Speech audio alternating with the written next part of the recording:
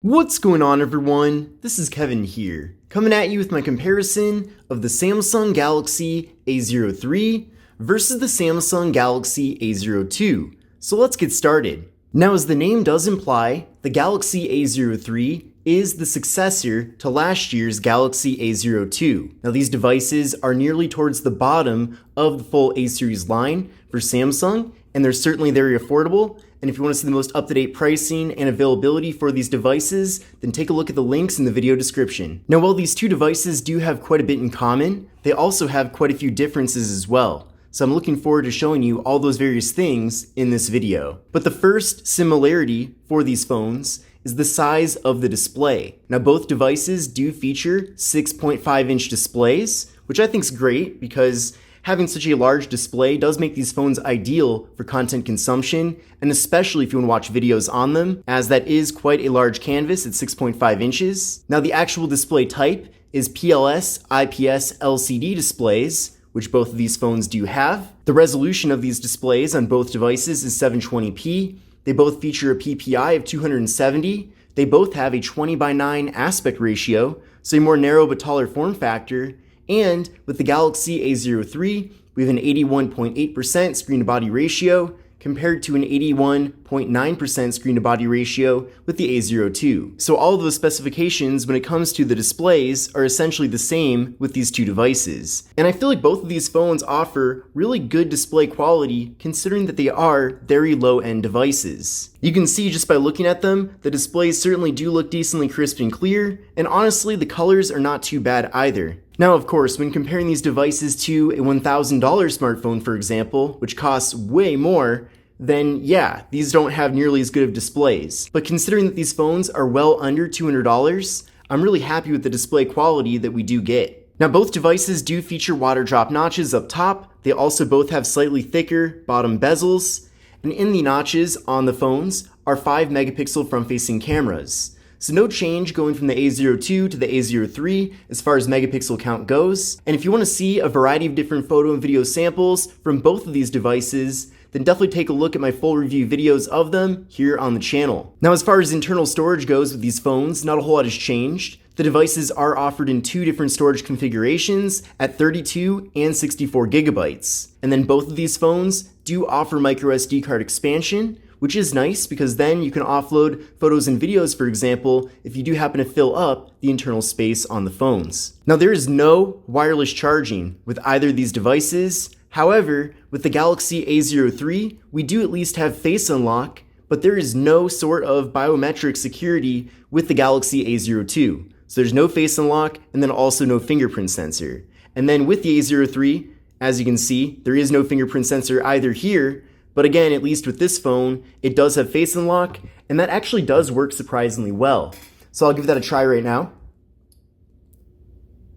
And you can see right away, nearly instantly, it recognized me, and I'm able to get into the phone. So I certainly do wish that both of these phones did have fingerprint sensors, but at least with the Galaxy A03, the face unlock works really well. Now, as far as the cameras on the rear of these phones go, there is certainly some major differences. The first difference you probably noticed is the actual style and configuration of the camera module. It's certainly a bit larger and more noticeable with the A03 compared to the A02, but even beyond that, with the A03, we have a 48 megapixel main camera and then a 2 megapixel depth sensing camera, whereas with the A02, we have a 13 megapixel main camera and then the secondary camera is actually a macro camera. So unfortunately, with the A02, there is no portrait mode with either the rear or front cameras, whereas with the A03, there's no macro camera, but at least this phone does support portrait mode for both the rear and front cameras. So if you are looking for a device with portrait mode, then the A03 is the only one out of these two that actually does support that. So here's how things look on the camera apps on both devices.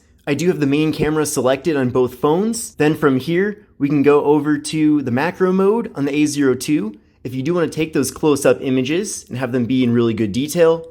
And then, of course, with the A03, there is no macro available, but we do have portrait mode, so we can easily go there to get those nice blurred out backgrounds that I know that everybody's a big fan of. We can also flip around to the front-facing camera and take portrait selfies as well. And then, of course, with the A02, we also have a front-facing camera, but again, there is no portrait mode supported here. Another difference as well is that with the A03, we do have a group selfie option that does crop out a bit, whereas with the A02, we don't have that ability at all. Now, video recording with both of these phones does max out at 1080p with both the rear and front cameras, so that's at least a really good thing. Now, another major difference with these two devices is the RAM and processors that we're getting. So with the Galaxy A03, this phone is offered in two different configurations for the RAM. You can get it in either 3 or 4 gigabytes of RAM, compared to the A02, where this phone is offered with 2 or 3 gigabytes of RAM. So essentially, you get 1 less gigabyte of RAM, unless you happen to go for 3 gigs on this phone or this phone, and the processors are also very different. So with the Samsung Galaxy A03, we have the Unisoc UMS9230 processor, and then with the Samsung Galaxy A02, we have the MediaTek MT6739W. Now, I did run a benchmark test using Geekbench 5 on both of these phones, and I'll show you the score from those tests right now. But essentially, as you can see here, the A03 is actually significantly more powerful compared to the A02. With the A03, I got a single core score of 304 compared to a single core score of 106 with the A02. And then as far as the multi-core scores go, it's also significantly better with the A03 compared to the A02. And honestly, from my experience of using the A02, this phone is almost close to being unusable. So if you want a device just for the bare minimum, such as phone calls, text messages, and then very occasional video viewing and web browsing and social media, then I suppose you can get by with the A02, but this phone is extremely slow, so not only are the benchmark results quite a bit better with the A03, but just my general regular usage of the phone has also indicated that this phone is way more powerful. So I really feel like in that department, these two phones barely even compare, considering that the A03 is so much better when it comes to